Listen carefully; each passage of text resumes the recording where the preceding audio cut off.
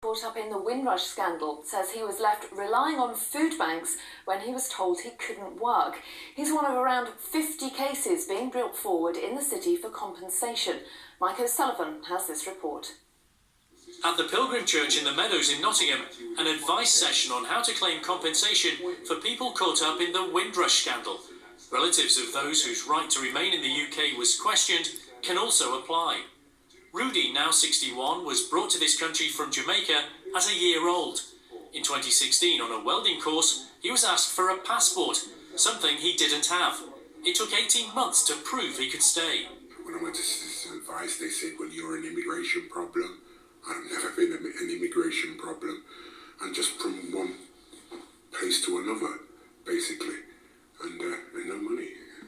In a separate case, Veronica's late father, Nathaniel Blake, came to this country in the mid-1950s, living here permanently for 30 years. She was at the airport in Jamaica in 2002 when he was stopped from ever returning to the UK. We had to be very practical about the situation, and my father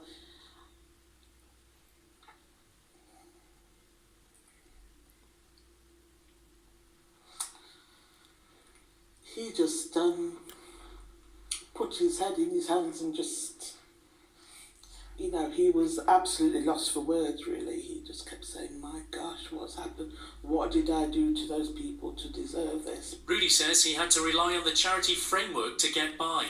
I had to go to food banks. There was no other way, food banks, and if it hadn't have been for framework, I'd have been out on the streets because I couldn't pay the rent. The Pilgrim Church is aware of 50 compensation cases coming through. A Windrush Day of Action is due to be held in the city and elsewhere next Saturday. Mike O'Sullivan, BBC East Midlands Tonight, Nottingham.